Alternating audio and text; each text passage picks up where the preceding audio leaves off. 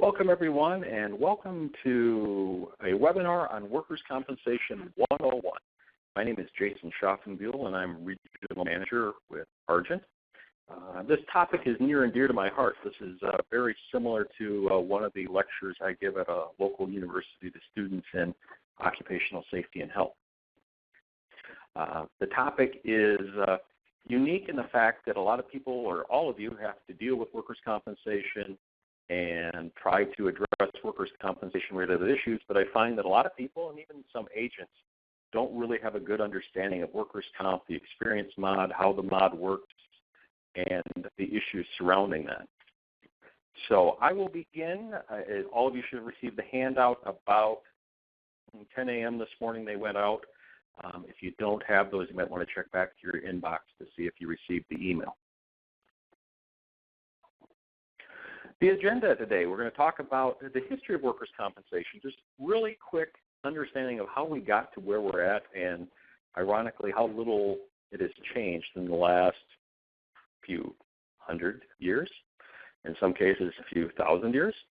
We'll talk about the protections provided by workers' compensation law, how the experience mod is calculated, and how that's really critical to you and your organization and what you spend on workers' compensation insurance.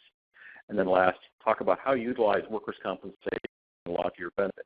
Just a reminder for some of you about those key issues that are in the law that you forget about being there or you may not take full advantage of to reduce the expense of workers' compensation. Workers' comp, not in its existing form, but the concept has been around for a long, long time. Approximately 2050 BC, under the law of Uranurma, in Samaria, the law provided for monetary compensation for specific injuries to workers' body parts, including fractures. So if a worker were to lose an arm in an accident, they were to be given so much compensation. I don't know if it was food, I don't know if it was money, I'm not sure what the compensation was, but that was in place.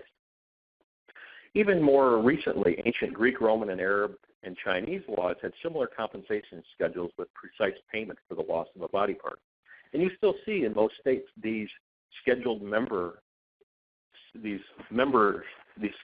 of benefits in place. If you lose an arm, if you lose a leg, if you lose two arms, they're scheduled member benefits.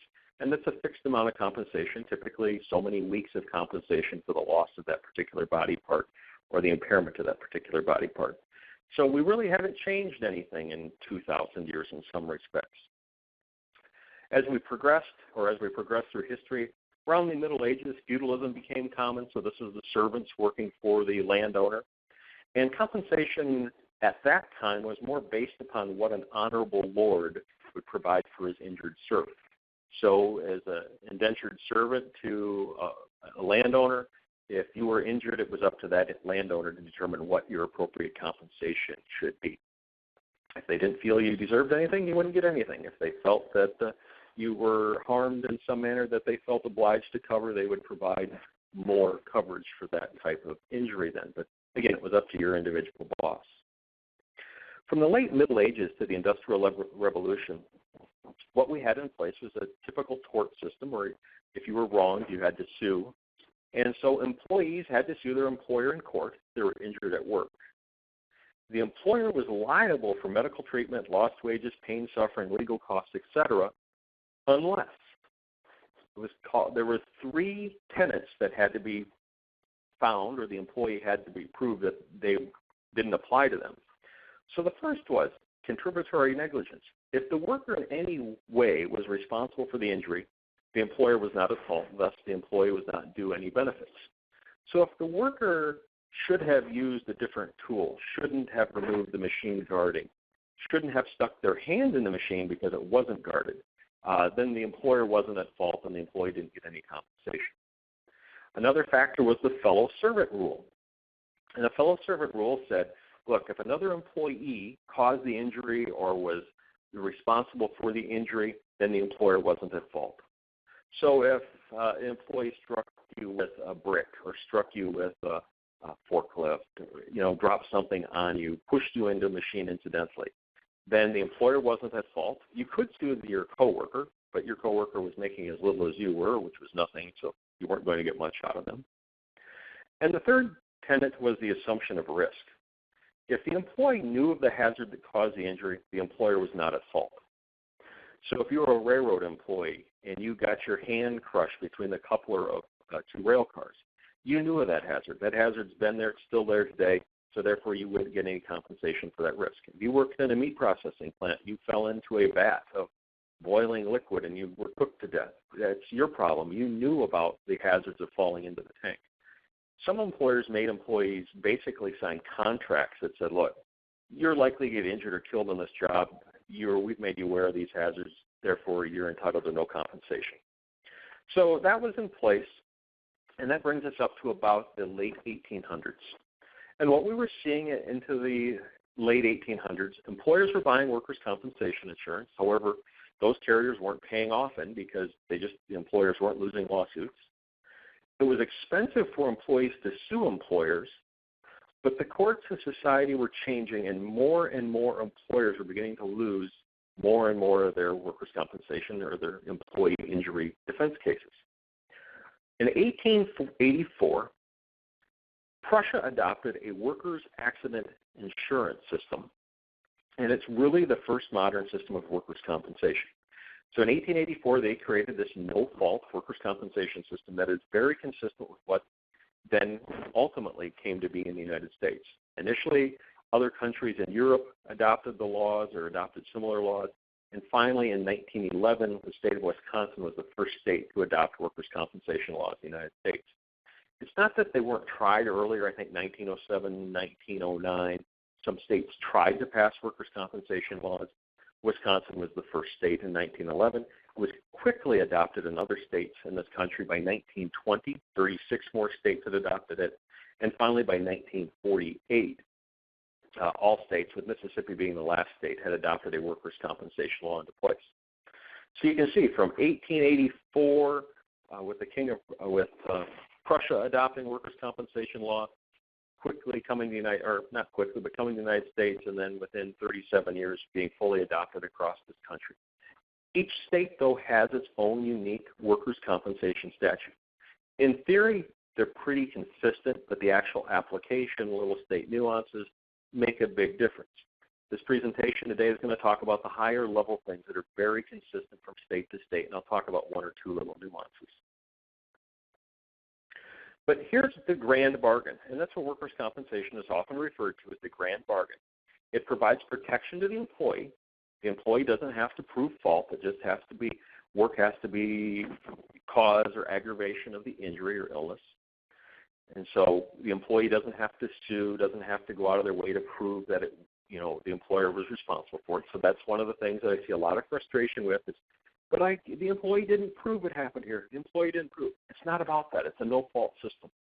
But for the employee not having to prove fault, the employer then is guaranteed that they cannot be sued because they're simply going to accept that claim. And so you have this agreement here. The employee doesn't have to prove that they were at fault. The employer then can't be sued because of negligence. And in most states, this grand bargain is still in place. There's some states that have somewhat trampled on it. There's some states where the courts have permitted employees to sue employers. There's some states where the states have really taken away some employee benefits, and so the employees are saying, hey, we're not getting our fair shake in it. So there's two sides to the story depending on the state and the types of changes that are made in the individual states. It's important to realize that not only do employees get benefits if injured, and employers don't have to pay pain and suffering through lawsuits if they were to get sued and win, or lose, society also benefits by having a workers' compensation insurance process in place. Because if you imagine, you have an employee, previously you have an employee gets injured, loses an arm, loses a leg, they're unable to work, unable to support their family. The medical costs, are need to be covered, so typically that'd be through Social Security, social welfare system. The employer is not going to be able to work, so the family is going to be on welfare. And so by having a workers' compensation in place that's no fault, the employee gets covered for their benefits. Society as a whole, taxpayers as a whole, don't end up paying for the losses that should be borne by the industry that's leading to the injuries and illnesses. Now, that I recognize that's an ideal situation where we don't have fraud, we don't have employees making up claims, those types of things, which truly aren't that common. You may not believe that, but Research indicates fraudulent claims truly aren't that common. But the key here is that the protections are based on all parties following the law. The reason I bring the society benefit up is that it's important that there's, in Texas and some other states have considered it, allowing employers to no longer carry workers' compensation insurance, called going bare, and that the employer then has to go back to the traditional system. They have to, if the employee wants to get benefits, they have to sue their employer then through tort, through lawsuits. My favorite example of this is in Texas. A nursing home owner decided that he didn't like paying for workers' comp, and he decided he'd go bare. He had an employee get injured. I don't remember. I think it was like a traffic accident, hurt his back very severely, was profoundly disabled. There was no argument about the injury being work-related. The issue was that the employer then couldn't afford to pay for the medical treatment and the disability for the employee. The employee sued, won judgment against the employer. The owner says, "Oh, sorry, I can't afford it." The judge looked at the owner and said, "Sorry, you're going to sell your business in court, bankruptcy court." And so the nursing home chain went up for sale, but now those individuals are out of work. The employee still isn't made whole because their injury was so tragic. And so here you have society lost a business, the employees that worked there lost their jobs, and then, of course, the employee still not whole. Or had the employer simply paid for workers' compensation insurance, the employee would have been whole and the other employees would still have jobs. So there really are protections inherent in the workers' compensation system that don't get a lot of acknowledgement and a lot of credit. I want you to keep in mind that your experience mod is really the most critical factor in what your insurance costs are for your organization. Your experience mod is one of the three key components of the premium you pay, and it's really the one that you have the most control over other than payroll. But you're not going to reduce payroll simply to reduce your comp costs, because when you reduce payroll, that means you're probably getting rid of employees because your business is decreasing. In the simplest terms, the premium you pay is a function of the payroll, the rate, and that's the rate per class code, which we'll talk about. And that rate is different in every state. It's typically approved by the state. And then your experience mod. Your experience mod is a measure of your organization's loss experience against the average for your industry, modified by several factors. So it's a modified experience of loss is what it does. And it comes up with a number, and a good mod allows organizations to pay less, and bad organizations pay more, because a bad organization is going to have a mod that's substantially over 1, or good organizations have a mod less than 1. And as I said, it's retrospective. It looks at your performance for the oldest 3 of the last 4 complete years. So if you're buying insurance in 2017, that's looking at your experience in 2013, 14, and 15. 2016 isn't used because it just closed and it's not yet, the claims aren't adequately valued yet. So while it looks back historically, it is pretty accurate in predicting future losses. And so bad organizations tend to stay bad, good organizations tend to stay good. There is variance. There's some of you, I'm sure, on this phone call that have seen your mod drop significantly. Some of you may have seen your mod go up. But in general, good organizations continue to stay good, bad organizations continue to stay bad. It's just because people don't put enough effort into trying to improve their safety and health program to decrease the frequency of injuries. The mod, as I indicated, takes into consideration the exposures based upon your class of business. So your payroll that your organization has is assigned to various class codes. And the class codes attempt to group similar exposures. So we're not going to put clerical workers in the steel erection category, and we're not going to put nursing home employees in clerical work, because they have different exposures. They're going to have different severity of claims and different frequency of claims. So that's one of the things, is that your organization's payroll is going to be broken out, and you'll see this in an example. A mod of 1 is mathematical average. That's what the way the formula works, is the mod of 1 is average. The thing to keep in mind is there is a minimum mod, and each business has a different minimum mod depending on their size, and you'll see an example here shortly of how the minimum mod is calculated. But there is no maximum mod, so you have a distribution that's really skewed to having numbers over 1. And if a business is really bad or in a risk type that insurance companies don't want to insure, they typically end up in the pool. So you have these really bad accounts that are in the pool, and the assigned risk pool is a pool that insurance carriers, have to take the insured, and it's not all insurance carriers participate, but selected insurance carriers will take those organizations that are in the pool. They will insure them, but then those carriers are protected. If those insureds have significant claims above and beyond the premium, all the other insurance buyers in the state pay a little bit in an assessment, and usually you don't realize it, but you pay an assessment in to cover the losses of those businesses in the pool. So if you take out those pool accounts, the average mod is less than 1. I'd guess, it's been a long time since we've calculated, but I'd guess the average mod of a business that buys insurance on the open market, not in the pool, would probably be about 0.5, 0.96. So if you're thinking that you have a mod of 1 and that's good, no, it means you're actually worse than average business out there. So how is the mod calculated? Well, here's a page of an experience mod worksheet. NCCI does the rating in Iowa and 38 other states. If you're in Wisconsin, the mod worksheet is similar, just not as colorful. It has all the same information on it. But this is the first page of the mod. It gives us the mod. In the lower right-hand corner there, you see a 0.72 as the mod. There are then supplement pages that are with the mod, and that tells us payroll and loss information. And I'll go through this in more detail here. But back to the first page, you can see the mod. The mod is mathematically derived, and it comes out to be 0.72 for this account. I'll tell you, this is the mod from a real account that we insure. They're a really small nursing home organization in Iowa, but a 0.72 is very good. 0.72 is about as good as this organization can get, and I'll show you that calculation here in a bit. But what does this page tell us? Well, starting out, it tells me what the primary losses that the account experienced, the actual versus the expected. And primary losses are the first $17,000 loss, $17,000 of loss. $17,000 is called the split point, and that changes year after year based upon a medical measure or a measure of medical severity. And a few years ago, it was $5,000, and they realized that was way too low, and so they changed it now to a higher amount that moves. And so this account would have expected to have $28,220 in losses over the 3 years that are in the mod, so the 2013, 14, and 15 years. However, this organization had primary losses of only $1,893.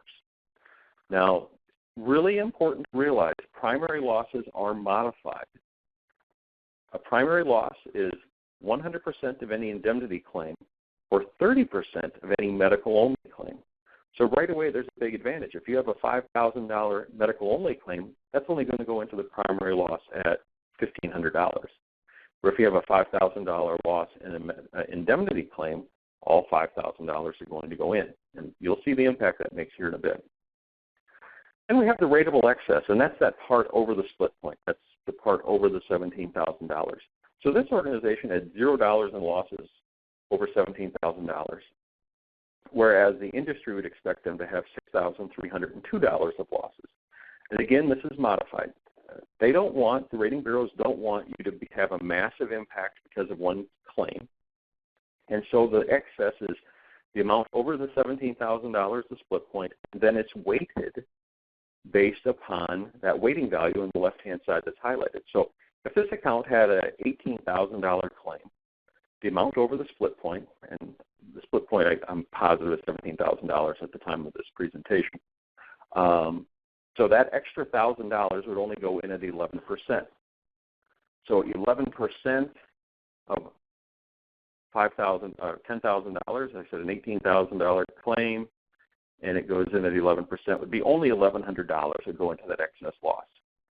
And again, it's just a means to not have the mod whiplash back and forth between small claims and large claims. It's important that from an account carrier perspective, we look at the primary losses as, how frequently are you having small claims? What's your small claim loss experience? That if you had more than $28,000, or if this account had more than $28,000, it would indicate to us you're having a lot of small claims, a lot of claims less than average that are driving your losses. Where if you had excess amount that was more than that $6,000, then it tells me that the severe claims you're having are much more severe than average for industry. It's not a pure evaluation method, but one kind of tells us the frequency. You're just having too many small claims, and the other one tells us you're having too many really severe claims. But really, it's looking at the losses. It has nothing to do with the frequency of claims, it's all about losses. So if you have if you submit notice-only claims to your carrier, they have no impact on your experience mod because they have no losses associated with it. It's only claims with losses.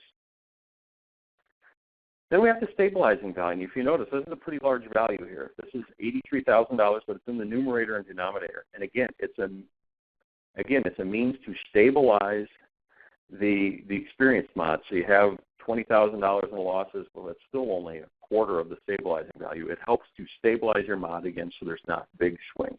And because it goes in the numerator and denominator, it pulls the mod toward 1, pulls it towards average. That ultimately gets us to the total. So if you calculate the actual line, the $1,893 plus the $83,000 plus the $0, we come up with a total of $85,285. You calculate it up the expected line, it comes up to $117,914. And ultimately, we get to, you divide that, then the 85 divided by the 117, you come up with an experience mod of 0.72. They only round out to 2 digits, but it tells us this account should have it has an experience mod of 0.72. Losses, as you can see, were much better than average. Thus, the mod is better than 1 or better than average. So that's the mod, the first page of the mod. Then we get to the supplemental pages. This just tells us some information about your organization. If you see there, I circled the class codes. It tells us how much payroll there is in the various class codes. So in this organization in Iowa, and it's going to be specific because the expected losses vary by state, you're going to see at 8810 Iowa for 2013. This account had about $149,000 in payroll, and this is clerical payroll. 8810 is clerical, and 8829 is a nursing home class code for Iowa, and you can see they had about $1.6 million. So on that $149,000 payroll, it's expected they have primary losses of $69, and on the nursing home exposure, it's expected they would have about $10,000 of primary losses. And if you do the calculation, this works back into the prior page. Continuing on with this worksheet then, I talked about the payroll. We get to the right-hand side of the sheet, and just because the colors stay consistent across, the lines have nothing to do with each other. The right-hand side of this worksheet then tells us the amount of loss and the type of claim. This organization, because it says number 3, tells us they had 3 medical-only claims. And I know they're medical-only claims because that IJ code of 6 is medical only. And those 3 claims had a total loss of $2,484. Because there were injury code 6 claims, medical-only claims, they only went into the experience mod at 30%. So if you look at the three totals here, the 2484 plus the 1719 plus the 2107, you summarize those, add those together. You sum those together, multiply that by 30.3, that will be the primary losses that you saw on the first page. Had this organization had an indemnity claim, it would be listed as any number other than 6. And the higher the number, the less severe. The higher the number, the less severe the claim is, except for 9s. They added 9 in at the end. But a 1 is a fatality. There's 5, which are indemnity claims, and there's 9 that's a type of indemnity claim. So just to give you an illustration, I added this claim number in, claim number 563253, injury IJ code of 5, which tells me it's an indemnity claim. And, I put in that the actual losses are $58.98. And because it's less than the split point, $17,000, that's the actual primary losses. So this page of the worksheet isn't useful from probably helping you out, but it does provide some information to us as a carrier. So again, first page of that worksheet tells us the mod, tells us the losses associated with the primary losses, the low-cost claims. It tells us the excess claims. It gives us that ratio of how your losses compare to what's expected for your industry. And so it's a way to measure you compared to your industry. And because it does that, then that's multiplied right against your rate and your payroll to tell us how much your premium should be. Again, there's other factors in the premium. There's terrorism surcharges and those things. But for the simplicity of doing this calculation and doing this presentation, I'm just going to stick with the primary component of your premium. So here's exactly the same thing you saw before at the top. I have the exact actual and expected losses. And you can see the mod is 0.72. And if I take that mod of 0.72 and I plug into some estimated payrolls and the rate for those payrolls and for those class codes in Iowa, you can see nursing home 8829 is about 10 times more expensive than the same payroll dollars on 8810. But if you multiply that through, this model that I'm using, this sample that I'm using, would have an annual premium of $60,000. And I plugged in payroll numbers to get to an even premium dollar so you can see the impact claims have later on. And we'll get to the first example. Let's take a look at this account we've been using. And let's say they had no losses. They had $0 in primary losses, so they went 3 years with no losses. They've then achieved their minimum mod, the lowest mod they can get at their given size. Again, the bigger the organization, the smaller the minimum mod. So this organization, if they had no losses, would drop from a mod of 0.72 to a mod of 0.71 now. For the 3-year impact in premium, I'm using decimal rounded out further than 2 places, but NCCI and the rating bureaus don't do that. So again, because the way the experience mod, the mod is calculated, no losses, if they sustain no losses for 3 years, they would have a reduction in premium of about $4,000 over that 3-year period. Any 1 year, they'd see a reduction in about their premium would go from $6,000 to $58,000. Now, I'll tell you from a safety perspective, I don't like showing this to an account like this because it tells them that if they spent $10,000 to eliminate their losses, buy transfer equipment, whatever the case may be in the situation, they're not going to have a return on investment because they can only save about $1,400 a year, $1,300 a year in premium. Now, you'll see later on that when you don't have a good organization, that there is some significant impact. Let's say this account only experiences one additional $5,000 medical-only claim. Keep in mind it's medical only, no lost time, no indemnity benefits paid. And so if I take $5,000, I multiply it by the 0.3 because it's a med-only claim, goes in at 30%, I add an additional $1,500 to the primary losses. And you can see that on the bottom. So the primary losses go from $1,893 to $3,393. The experience mod jumps from a 0.72 to a 0.74. The 1 year premium goes up about $1,000. The 3-year premium goes up about $3,000. Realize every claim you experience or every loss you don't experience impacts your mod for 3 years because it's in that mod for those 3 years. So this one $5,000 claim has about a $3,200 impact on the experience mod. And if you look at that and you realize, hey, my carrier is going to pay $5,000 on a claim and I'm only going to pay $3,200, or this particular account is going to pay $3,200 in additional premium, this is a good deal in insurance. And you're absolutely right. We lose money as an insurance carrier on small claims. No matter how big your mod is, you're still going to pay less on a med-only claim in increased premium than your carrier is going to pay out in the cost of that claim. It's just the way the math works. Where insurance companies make money is right here. You have a $5,000 claim. You don't want to accommodate the employee for 4 or 5 days in light duty, so they're doing indemnity benefits. It may only be $80 in indemnity benefits, but once a penny is paid in indemnity, it is an indemnity claim. That full claim goes into the experience mod. You look here, that $5,000 claim takes that primary losses from $1,893, jumps them up to $6,893 because indemnity claim goes at 100%. The 1 year premium goes up $3,500. The 3-year premium goes up almost $11,000. I'll admit, you can't prevent all indemnity claims. You have an employee lose a fingertip, they're going to get an indemnity benefits no matter what. Where we see the impact, though, is where you have these small claims, an organization just doesn't want to implement a light-duty program and to return that employee to work. So the employee sits at home. We're paying indemnity benefits, on the 4th day, 5th day, depending upon what the waiting period is in your particular state.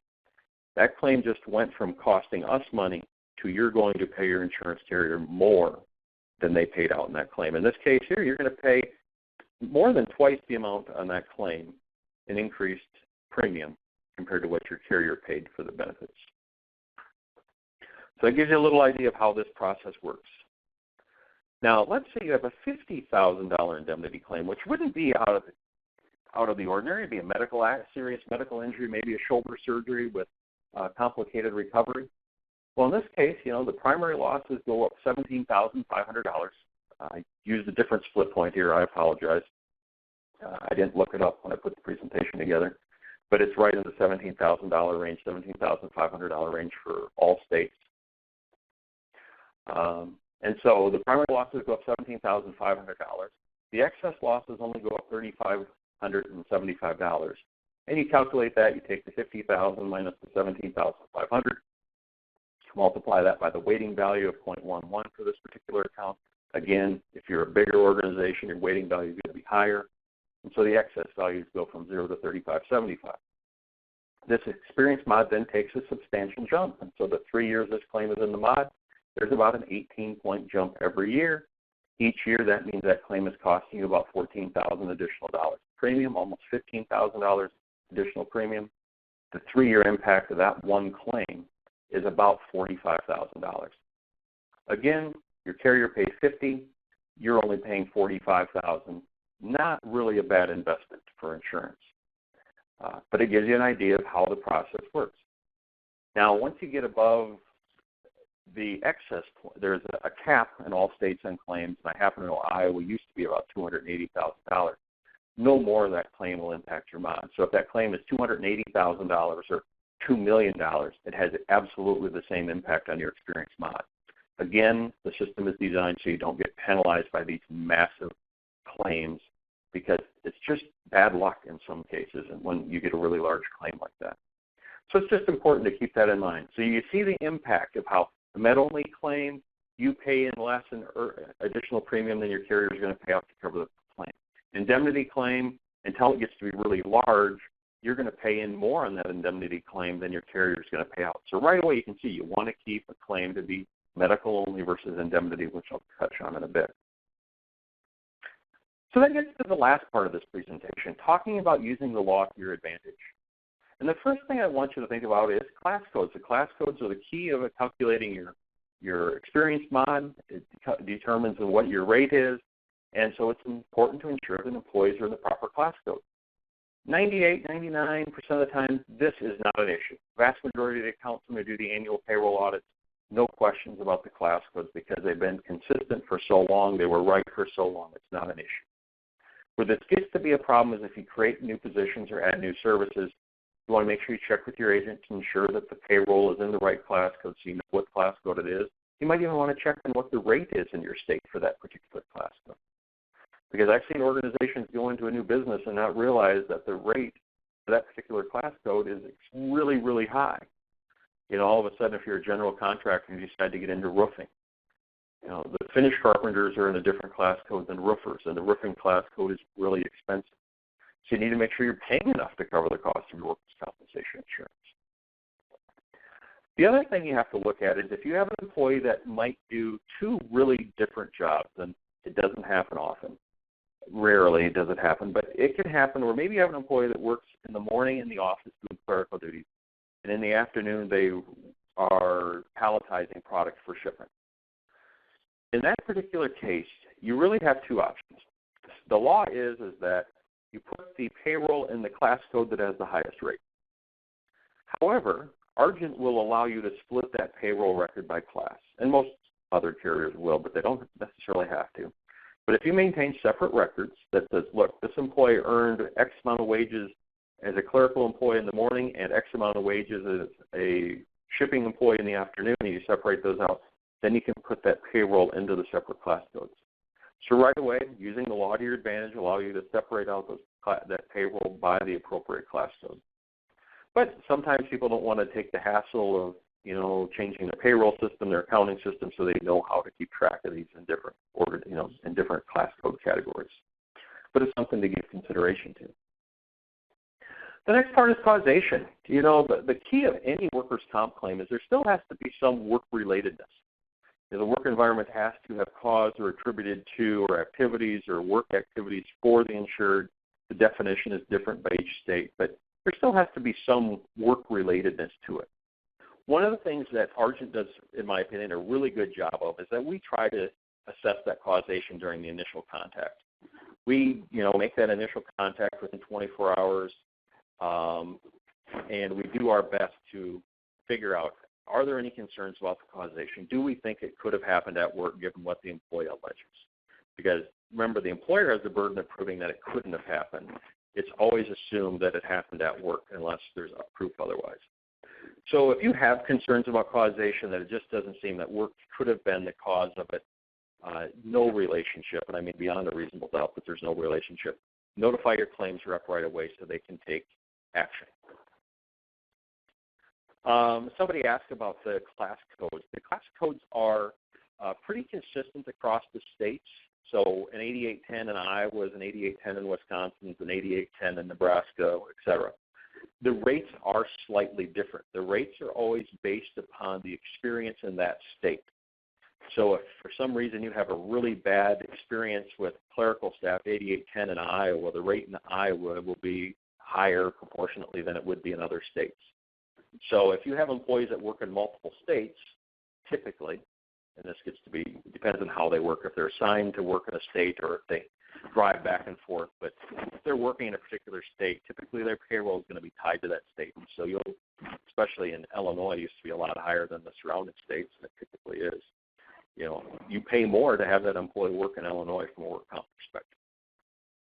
So back to causation. If you have concerns about causation, just notify your claim rep right away so they can answer any questions. They can dig further into it to make sure that we truly understand the mechanism of injury, the causation of injury, so that we and you we're paying on a claim that's legitimate. Of course, you know, the one that I think a lot of people forget about, but if you don't have workers' compensation claims, you ultimately don't have losses and you have a minimum mod. Injuries aren't inevitable, and a lot of businesses look at it that way, that injuries are just something that happens, and that's not the case. You can control them. Can you eliminate 100% of them? I will be the first to tell you no. Can you eliminate the majority of them? Absolutely. And that's by having a strong safety program. That's looking at your program and are you doing the right things? Common elements of a really strong safety program, and we'll go into a little detail on each of these.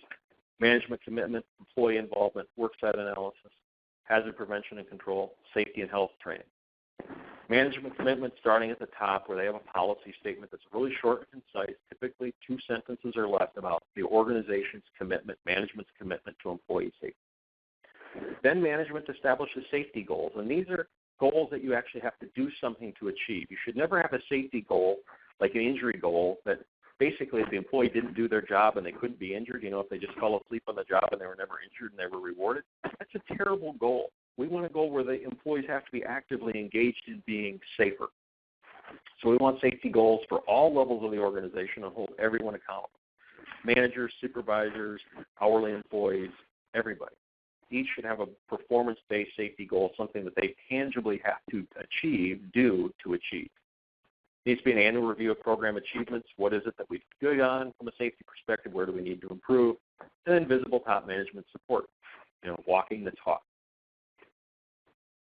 The employee involvement, that's having employees engaged in all aspects of the safety program, not just the safety committee, not just receiving safety training, but the employees participate in setting the goals. They participate in the worksite analysis, which I'll talk about in a bit. They participate in hazard prevention and control to minimize the potential for injuries and control the hazards that exist. They participate in the safety training. They may give the safety training. They identify what safety training is necessary above and beyond simple OSHA compliance. And so it's about getting employees engaged so they feel that they have a sense of ownership in that safety program. The next part is the worksite analysis. And we're not talking about just doing the mandated OSHA inspections. I'm sure a lot of you haven't done your slip, trip, and fall inspections or set up that schedule yet that was required in January in most states. Later on, it happened in April in Iowa. But are you doing comprehensive surveys? Are you doing really in-depth surveys of the hazards in your facility, potential hazards in your facility to make sure they're adequately controlled? Are you doing regular general inspections, you know, the daily inspections of equipment that are required? Are they just being pencil whipped? The forklift pre-inspections, the ladder inspections, those types of inspections. It's important that those get done on a daily basis and actions are taken. Is there any analysis of trends? Do you look at your workers' comp experience? Do you look at your OSHA log? Do you look at near-miss reports or near-hit reports, whatever you choose to call them, to figure out here's where we're having trends? A lot of people argue that frequency leads to severity. You know, frequent minor claims will ultimately lead to a big claim. That's just not true. You know, you have that head-on collision. You may not have had any minor traffic infractions prior to that. You may not have been at fault. So analysis of trends is good to a certain extent. It lets you see those frequent issues, but it doesn't necessarily get to the severe issues, the confined space entry issues, the lockout, tagout issues. That's where the comprehensive surveys come in. You're trying to identify weaknesses before you ever have a catastrophic loss. Are you doing thorough accident investigations? Are you doing a root cause analysis, getting to the root cause? Are you doing change reviews? And a lot of organizations, in my experience, don't do a change review. But a change review is looking at a process and you say, we're going to change it. We're going to implement a new procedure. And it might be you're in a nursing home. It could be a social service agency. We're going to change how we go out and do home visits. Well, as part of that, before you roll that out, you sit down and have people talk about the safety ramifications of the change, good, bad, indifferent. And then you work through to implement that change in a way that minimizes the safety or increases the safety. So change reviews may be as simple as that you're going to buy new ladders, new step ladders. And the finance department's decided that maybe they should find out how the step ladder is going to be used. Because my experience, if you've ever heard me speak before, I like to get on finance about this, but they'll go buy the cheapest step ladder they can, not realizing that the employee weighs 350 pounds that's going to be using it. The cheapest step ladder is not going to hold a 350-pound employee. You're going to have a failure of a ladder, you're going to have a broken leg or some type of injury to that employee. So the change review says, look, we're getting something different, we're doing something different. Let's evaluate it from the safety perspective about what's critical. Hazard prevention and control is simply taking steps to eliminate hazards, using the hierarchy of control. You eliminate them, substitute them when it comes to chemical issues, you engineer them out. You just simply isolate people from the hazard. And engineering control is like a machine guard. So you can't be exposed to the hazard. Use administrative controls. Administrative controls is, for hearing conservation is a really good example. Is, okay, we know that exposed to 87 decibels, so we're only going to let the employee work in that area for 6 hours a day so they don't go over 85 decibels. It's just changing the way people work. Then lastly, which is least effective, but typically the one that people go to, is personal protective equipment. Personal protective equipment is simply a barrier between you and the hazard. It doesn't prevent the hazard from existing, and it doesn't always minimize the exposure. You think about using a grinder, and you're grinding away, and something gets behind your safety glasses. The safety glasses are there, but they're not 100% effective. Gloves aren't 100% effective. So you try to eliminate the hazard, you try to engineer it out, and then administrative controls and PPE are kind of like, you're still exposed. We just hope to be exposed less or less severely. Hazard prevention and control also looks at general facility and equipment maintenance. How well do you maintain your facility and equipment? Are you using the right equipment for the task? You have a preventative maintenance program in place to ensure that things that can go wrong are prevented from occurring before they can lead to serious loss or harm. Emergency planning, doing drills, not just fire drills, all types of drills. Maybe it's chemical spill. Maybe it's a medical emergency. Maybe it's a bomb threat, workplace violence. It's just understanding what types of emergencies could occur in your organization and then taking steps to understand how well you've planned for them and how well employees will execute on those plans. And then just making sure you have first aid in place to provide treatment should employees have an injury. Safety and health training is key. It's the least important ultimately, though. It's about ensuring employees understand the hazards, what the hazards are in the workplace. I'm not just talking about OSHA compliance training. I'm talking about going above and beyond. A study many, many years ago showed that OSHA violations only prevented, or compliance with OSHA would have only prevented about 20% of workplace workers' compensation claims. 20%. Now, I don't know the ramifications of how the study worked, but I can tell you as a professional that's worked in industry, heavy industry, manufacturing, a professional that's worked in insurance, I agree with that. I'm really similar to that. OSHA compliance or lack of compliance doesn't lead to a lot of injuries. It's the manual material handling, it's the lifting and lowering, it's the repetitive motion, it's the slips and falls in snow and ice. Those are what leads to the losses, and that's where employees need training and audits and those types of things. So it's about employees understanding the hazards they're exposed to in the work environment, how they can identify those hazards, and how to protect themselves. A great example of this, I worked at a tire manufacturing plant, and it's hot in the tire plant. I had an employee working on a curing line. So in the summer when it's 100 degrees outside, it's probably about 130, 135 inside the curing line. It's just miserable.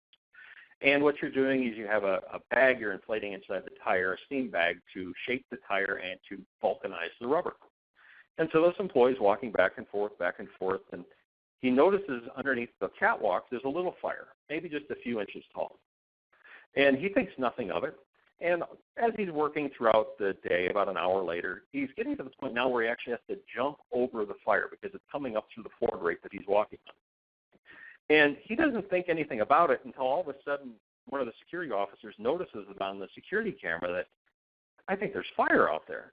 And so they immediately dispatch our fire response crew. They go out, they look at the fire, they extinguish the fire. They talk to the employee and said, how come you didn't notice this? How come you didn't notice this? The employee goes, oh, I noticed it. He goes, but I didn't think anything of it. It's hot in here. I know you have to generate steam. I don't know where the steam comes from. And so I assumed, fire was just part of the process. Now, you'd think common sense should take care of that, but there is no such thing as common sense because it's always based upon the person's experiences. And with new employees, their experiences consist of, gaming systems, iPads, iPhones, electronics that this employee had no perspective to which know that fire was bad, especially fire in a tire plant is bad. And clearly we failed him in his new hire training that he should have recognized fire, bad, hazard. Here's what fire looks like, and here's what I should do if I see fire. But it just goes to making sure that employees truly understand how to identify hazards and how to protect themselves. It's also just as important that supervisors and management understand and carry out their safety responsibility. It's just not an employee thing. It's everybody in the organization needs to understand the hazards that they may have in their departments, how they need to be controlling them and protecting their employees from them. Another part of the law is prompt reporting. For two parts, most states, some states are much better than others, but if a claim is reported significantly beyond the date of injury or the date the employee should have known about the injury being work-related, 90 days is the case in a lot of states. It's not in Wisconsin. But you have 90, so you want to make sure there's prompt reporting. However, from a comp perspective, and this is our data here in this slide, Argent data, but the industry data is actually a little bit greater as you get farther out than ours is. But we know that claims get much more expensive the longer it takes from the date of injury to the date it's reported. Now, day zero claims are historically very expensive because that's where that car crash is, that's where the employee gets crushed by a piece of equipment, and everybody knows, oh my goodness, we need to get this reported right away. This was really severe. So day zero claims are very expensive. Day 1 to 3 claims, it's still some of that day zero. It's just taking them 24 hours to get it reported. And then as time goes on, the claims get more expensive. So you need to have a process in place to have employees report claims immediately. Now, prior to OSHA making their changes last year in the OSHA record keeping related to disciplining employees for reporting injuries, I would encourage businesses to have a very strict policy of having some time period for getting injuries reported. OSHA says that you can still do that. However, you need to take into consideration the type of injury it was. If an employee has a back injury, they think nothing of it, or they realize, oh, I tweaked my back, but I'm not going to report it. It's not that bad. You really can't blame the employee if they don't report it by the end of the workday. Or if they take their finger off and they decide to take 3 days to report it and say it's work-related, OSHA is going to say you have absolutely every right to discipline that employee as long as it's consistent with your policy. So have a policy for getting employees to report injuries timely. Just make sure you do take into consideration that you can't have an arbitrary line for every type of injury. It has to be specific to, the injury and the type of injury that it was. Not so much from a work comp law perspective, but again, back to that hazard prevention and control, make sure you have a thorough accident investigation process. Too many organizations try to do the accident investigation or reporting the claim at the same time, and I don't think it can be done. I don't think you can successfully do both when you do them concurrently. From an injury perspective, we want to know about the injury so we can begin managing the medical treatment to get the employee the best treatment to get them back to work as quick as possible. For us to know what happened, to know that it was work-related, we typically want to know that, within 24 hours of the injury. In 24 hours, you typically can't do a really good accident investigation. So you typically should have a separate process focused on what occurred so we can prevent it from happening again. To do that, you need to have an individual, typically I would encourage you to have a team who's going to do the investigation. They need to be trained on the process and good investigation techniques. There's a webinar that I talk about all of the accident investigation that's on wbconnect.com that you can look at from earlier this year. You need to seek out the root cause and to take steps to prevent it from occurring again. And it's important to keep in mind, if you're not taking action after an accident, you're simply accepting it and permitting it to happen again. So if you're not learning from the accidents that are happening and taking corrective action, you're not going to impact your mod.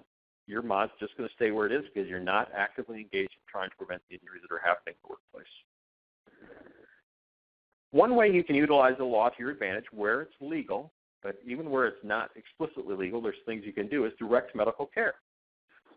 Something like 13 states, Iowa being one of them, allows you to direct medical care. You get to pick where the employee goes for medical care. Now, Illinois and Wisconsin, you cannot.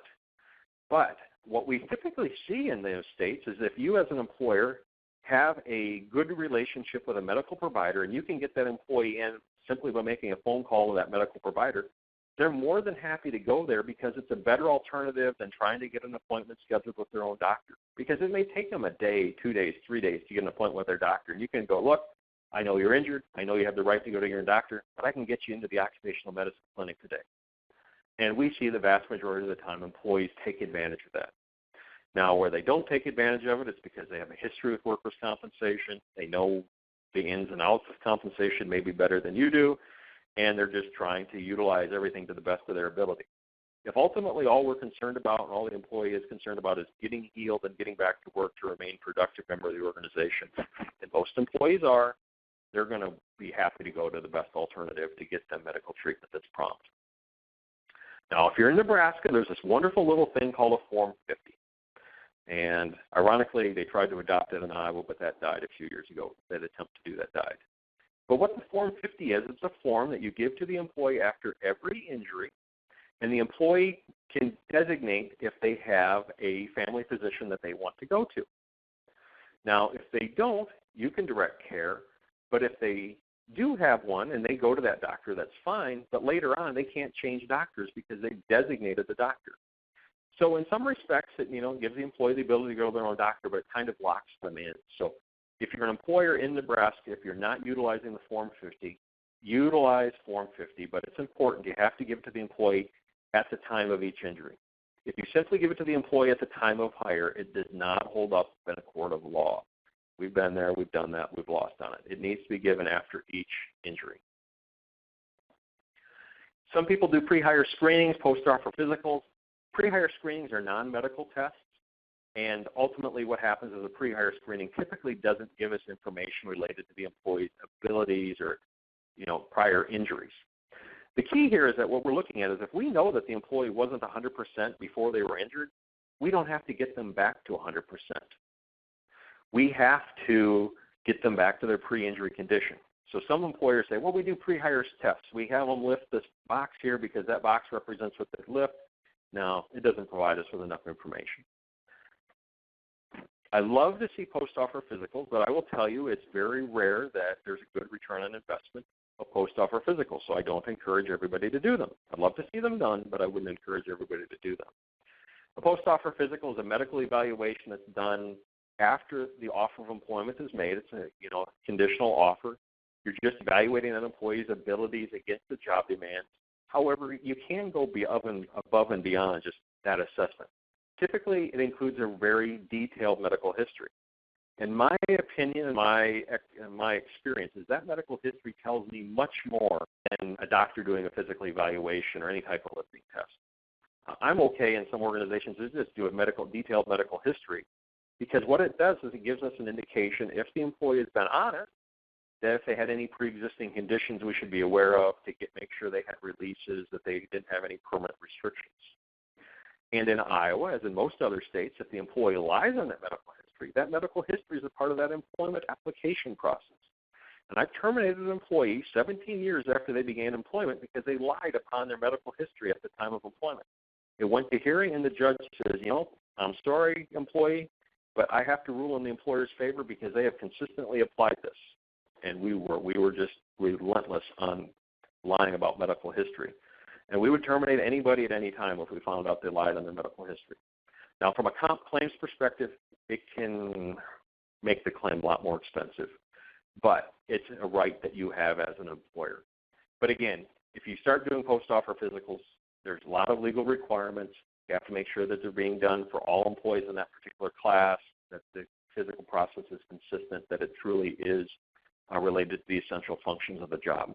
And a good post-offer physical is expensive.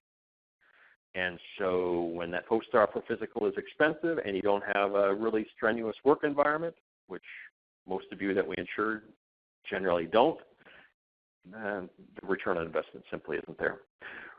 We received two different questions. One was about, does that include organizations that utilize employee health services internally as part of their policy? And I assume that comment is in relation to Nebraska. And if it's just basic first aid, the Form 50 is not an issue because, anybody can provide basic first aid. We're not using medical professionals for first aid. But if they need medical treatment and they want to go to their own doctor and you've not completed a Form 50, that's a problem. Or if they've completed a Form 50, then they can go to their own doctor. So that's a good question. If you have a contract, and a related question, I believe, is if you have a contract with a provider, and this is not in Nebraska. If you have a contract with a provider, it's fine to use that, but in most states, I'm trying to think off the top of my head all the states that we insure in and how they work. It doesn't make a difference if you have a contract in place or not, that if the employee wants to go somewhere, if the employee has the right to choose their medical care, they get to choose that medical care. You can't force them to go somewhere else. So give some consideration to what it is, and then let me know what state you're in. I can look into specifics. But Wisconsin, you can't direct care, but again, you can offer them an alternative. Illinois, you can't direct care. You can offer an alternative. And again, I've seen a great success in doing that. Again, we talked about the medical-only claims versus indemnity. You take that $5,000 med-only claim, make it an indemnity claim, and that results in a $7,400 difference in premium. So implement a temporary return to work or light-duty program. Not accommodating restrictions should be the exception and not the norm. And that's Argent's position. That's one of the tenets of being an insured with us, that you will do light duty, but we understand that there's a few times where it's just not possible for various reasons, but as long as it's the exception and not the norm, we generally are accepting of that. Best return to work practices, and I realize I'm over by 4 minutes. I apologize. For light duty tasks, there are some legal issues about how long courts say you can accommodate somebody, and the courts have not been consistent in this. So ultimately, it's whatever your labor attorney is willing to defend you against in a court of law. But from our best practices, it's focusing on tasks the employee can perform, not their job, but what are tasks within their job or outside of their job. There's a convenience store chain here in Iowa, and I think they've expanded outside the state, but called Come and Go. And I pulled into a Come and Go gas station one day, and I saw the world's best light-duty job. It was a cashier employee with an arm in a sling, seated on a stool, a rolling stool, and the individual was painting curb stops. And that is like the perfect light-duty job. It's a one-handed, sit-down-only restricted job. Now, whether or not they were using it for light duty, I don't know, but it was a perfect opportunity. When I worked in a manufacturing facility, sit-down tasks resulted in the employee sitting in a wheelchair, and painting from shoulder height down, and standing up restrictions resulted in the employee standing up and painting from where the person in the wheelchair couldn't reach up. And this is how we painted walls, we painted machine guards, we painted barrier guards, all types of things. It's just about being creative. Come July 1st in the state of Iowa, your offer of light duty needs to be in writing. Or if there's a problem, or you anticipate a problem with the employee accepting light duty, it needs to be in writing. Typically, depending upon the state, but typically you can bring the employee back on a different shift as long as it doesn't create a hardship. But before you do that, talk to your claim rep and they can work through the details with them. Most importantly, in all states, there's a ramification if the employee refuses light duty. In most states, we get to stop the indemnity benefits. In some states, you get to stop all benefits. But if the employee refuses suitable return to work, and suitable means it doesn't create a hardship and it's within the employee's abilities, and the employee simply refuses it, that's ideal for us from a work comp and an employer perspective, because we get to stop benefits, it reduces your costs, and if that employee refuses light duty, they're not going to be able to find an attorney, or they're going to have a hard time finding an attorney to accommodate them. Because once the employee refuses light duty, they've quit participating in the healing process, and courts and judges don't like that. Benefits of return to work. Employees feel valued. This is really the biggest part of light duty, and it's become, and I'm not a soft, warm, fuzzy kind of person, if any of you have ever met me, But this has become really the thing that I've learned about. I've talked to a number of employees out on light duty. Their biggest concern, or off of work where the employer is not accommodating. Their biggest concern is, I don't think my employer likes me. They don't want me to, they're not letting me come to work. I'm going to have to get an attorney and sue them because they're going to fire me. And that may not be your intent, but that is the message that's sent. The employee doesn't feel valued. There's been some research come out recently. Same thing. The employees don't feel valued. The employer's not keeping in contact with them. The employee feels like they're no longer part of the organization. That makes the claim last longer. That slows down the recovery. It makes it an uglier claim. The other thing about return to work is if you have the employee at work doing something you need, even if it's painting curb stops, but if it needs to be done, you're getting some benefit out of it. So that you're saving money on the workers' compensation premium, you're getting money from it, the employee recovers quicker, it's a win-win for you. It's when you don't accommodate that employee, that claim gets expensive, they don't want to go, they don't want to come back to work, they recover slower, it's a problem. Nice thing about return to work, if that employee is not participating, the attorney doesn't want to get involved because there's no money there. If you've refused to accommodate that employee and you're making that employee stay at home, you're essentially, and this has happened several cases in Iowa and other states, but if you refuse light duty, you're indicating that this employee has absolutely no usable skills. And that simple claim, that work comp claim, has now become really expensive because you're, in a sense, saying that that employee is totally disabled. And so you have to be very careful of this. And this is really in Iowa and I think it was Illinois. There's been more and more of these cases lately where the employer is saying, look, I can't take this employee back in light duty. And if you can't take the employee back knowing what their restrictions are, you've just told the courts that that employee is now unemployable because of that injury.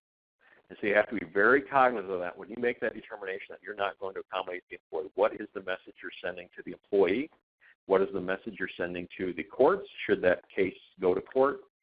And as soon as you refuse light duty benefits, as soon as you refuse to accommodate that employee on light duty, you've made that case worth a lot more money. So those attorneys taking that case on contingency are seeing many, many, many more dollar signs. But if you've offered light duty and the employee doesn't like the job, they don't like cleaning toilets, or they don't like doing whatever is required under the light duty, and they're not doing it, benefits have been taken away. And at that point in time, the attorney's like, look, if you're not doing light duty, I'm not going to represent you because you're hurting your own case. And I've seen that, and I've heard attorneys tell employees that as well. So there's really no benefit in not doing return to work. Employers think there is. They don't like having that bad apple at work. And I can tell you, we don't see a lot of times where the employee on light duty gets re-injured. Yes, it does happen. It's not the norm. Most employees want to get better. They want to be a productive member of your organization. So the last slide.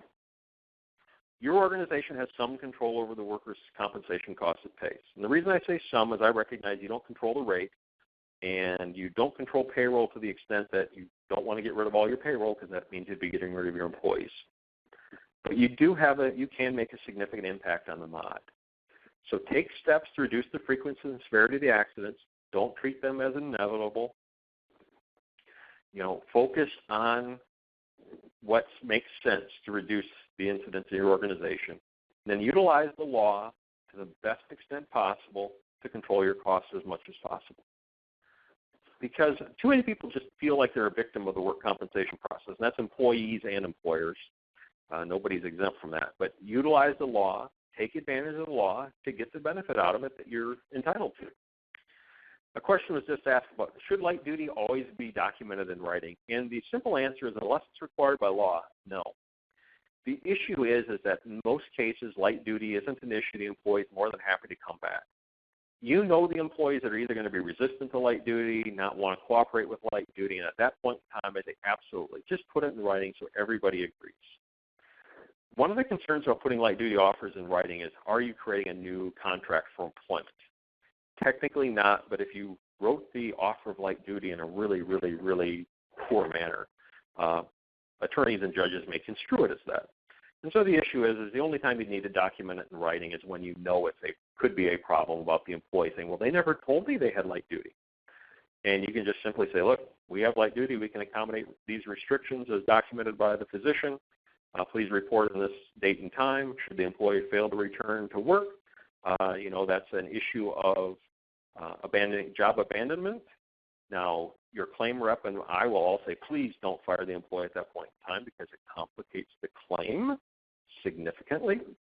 But you're just setting the the employee setting themselves up for failure. I always talk about these types of infractions by the employee, about not coming to work, not complying with restrictions, not participating in treatment, going to physical therapy, doctor's appointment. It's death by 1,000 paper cuts. I know it's frustrating when the employees don't participate in these things and do what they're supposed to do, but doing it once, doing it twice, doing it 3 times doesn't put them in violation of the law, and a judge is going to find in the employer's favor. It's where the employee has a repeated history and it's documented. You've documented all the times they didn't show up for work, they were late for work, they didn't participate in light duty, they didn't go to the physician, and it's the pain of documenting all that. That's ultimately what sways that deputy or that judge hearing that case and saying, okay, the employer has a good history. So if you right away fire the employee the first time they don't show up for work or they're tardy one time on work comp, you really haven't let the employee prove anything yet. And so the judges are very employee-friendly in that case, and much to many people's dismay, I understand the judge's perspective on that. Not saying it's right, wrong. I just understand that they are there to protect the rights of the employee. So if you have any questions, please feel free to chat your questions. You can send me an email. You can give me a call. If it's something that I think would be better answered by a claim rep or maybe your own loss control person, I will let you know that, and I will forward that information on to the appropriate individual. But I'm here to answer any questions you have. I will keep this open for about another 2 minutes to see if anybody texts in any chat questions, which I'm more than happy to answer. This webinar was recorded. Sadly, the recording stopped when I muted it or hung up, and it didn't restart right away until later on, but I will re-record the parts that are missing, and it will be available on WB Connect about, I'm going to say 3 weeks. It generally takes 2 to 3 weeks to have that put up on the website. I thank everybody for their participation today. I hope you learned something from this. If you have any questions, please feel free to give me a call, send me an email. I've been 1 minute in, have received no additional chat messages. I'll give it another minute. Have a great day.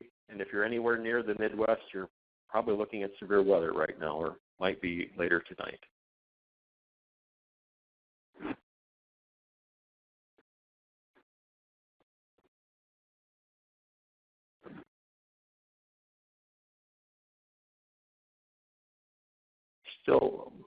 Still have received no additional chat questions. For those thanking me, it's been a pleasure. Enjoy doing the webinars. Have a great day, everyone. Enjoy the wonderful week. Take care.